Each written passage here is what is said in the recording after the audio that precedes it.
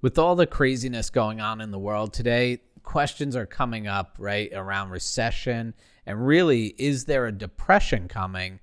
And furthermore, because of all the different strategies that we help people implement, they want to know, well, are these strategies going to hold up? And will my life insurance survive a depression? Let's get into that today. So first thing I want to do is really describe a depression and what that is. So if we look at Investopedia, their definition of a depression is a severe, prolonged downturn in economic activity. In economics, a depression is commonly defined as an extreme recession that lasts 3 or more years, which leads to a decline in real GDP of at least 10% in a given year. Depressions are relatively less frequent than milder recessions and tend to be accompanied by high unemployment and low inflation. So what does that talk about, in terms of what's going on today? Could we be headed in that direction of a depression? That's always a possibility. Here, I'm not here to predict the future. I don't have a crystal ball to see what's going to happen. But what I do know is that you can put yourself in a position of strength to survive these types of things. So let's get into a better understanding of a depression and some of the characteristics that you would see and how they maybe line up with some of the things going on today and don't line up with some of the things, right? So you could get a better idea for yourself on which direction you feel the economy is going, right? So if we look at, in time of depression, consumer confidence is generally decreasing and investments also decrease, right? And that's what kind of starts that economic shutdown.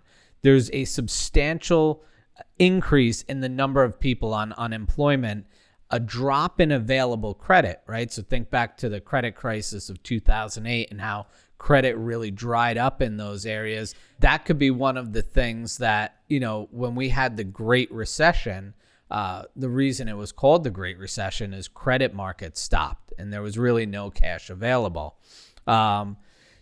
Diminishing output and productivity, consistent negative GDP growth, bankruptcies, sovereign debt, right? That's something that is so prevalent in our world today because we're printing trillions of dollars and flooding the system, right? So a lot of people are questioning, is the value of our currency going to hold and withstand long term? Reduced trade globally, bear markets in the stock market, sustained asset price volatility and falling currency values, low to no inflation or even deflation. These were things that we heard about back in 2008. It's actually opposite of what we're seeing today. Right now, today, we're at 40-year highs in inflation, something we've not seen since 1981. So record high inflation. And then an increase in savings rate among those who can save. So it's interesting, as the economics and things shut down, certain people will flourish and actually be able to save better in those environments than other people. The real question is, how do you set yourself up to be able to thrive no matter what's going on in the economy? Whether it's a recession, a depression, a bull market, huge inflation, all these different things that are happening, wars around the world. How do you make sure that you are going to be able to survive regardless of the market that's out there? And it really starts with being able to strategically put your money in different investments that are going to thrive, that can offset, right? Because certain markets, right, if the stock market's really running hard, well, that's going in one direction and that's growing. But what happens when the stock market starts falling? What are the other things that may come into play that do well? So if we were in a depression, there's historically some areas that do well. Those are commodities, things that are owned, right? Look at today's oil prices. The price of oil and energy is through the roof. But tangible assets, real property like real estate, and commodities, those are all things that do well in a depression, likely because there's not a lot of money flowing, so those assets are growing in value and they're worth more because there's less being produced at that time. But what do you do today? you really have to start with, okay, where am I? What type of business am I in? What type of cash flow do I have? Am I setting aside cash flow for economic winter? Am I putting money into different strategic investments to really create a diversified portfolio amongst different asset classes? What are the things that you're currently doing? I personally feel that it begins with cash flow and being able to stash that cash away for the long term, right? And being able to make investments that you are okay with losing money in. All too often today, we see people getting into markets where, let's take Bitcoin, for instance, right? I'm not saying crypto is a good or bad investment, but what I am saying is that a lot of people, when crypto was up in its highs for the year at 68,000, people were running into the crypto market and they really wanted to be like, hey, I'm all in on this. But what happened? It pulled back. And now some of those people that didn't really have the money to deploy in there, but really were getting in because they were in fear of missing out, right? That fear of missing out drove them into something that was a speculative play that they didn't really have the money to withstand. When that pulled back, they got scared because they started to lose money. And so they locked in those losses.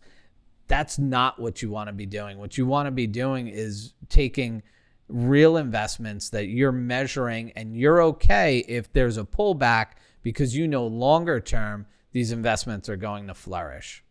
It was Warren Buffett, I believe, that said, you don't buy a farm today and look at the value of it tomorrow and look at the value of it the next day, right?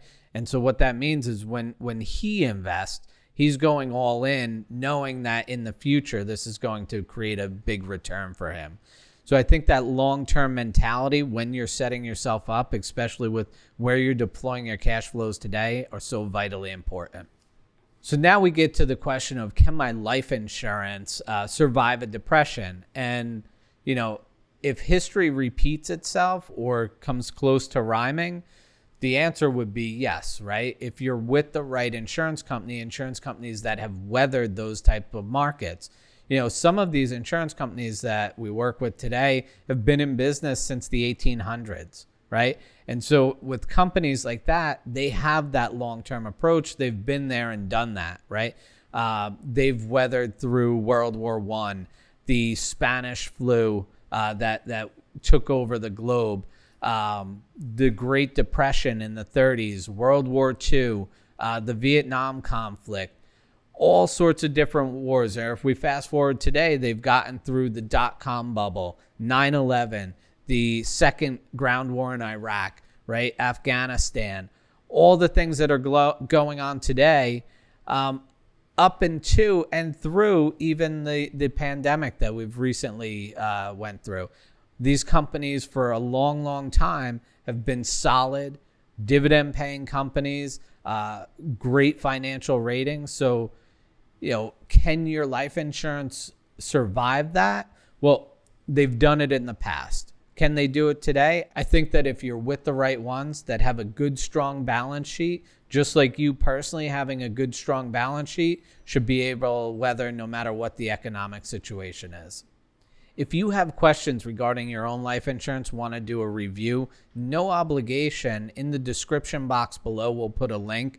One of the team members at Epic can review your policy, let you know about the carrier, their financial ratings, what kind of policy it is, and how good and how well you're set up. We can also take a look at your entire economic situation and help you understand, hey, am I best protected and best suited or set up to weather economic winter? Again, in the description box below, there's a link. Go ahead and click that. If you like this video, go ahead, give it a like, subscribe. We're putting out new content just like this every single day.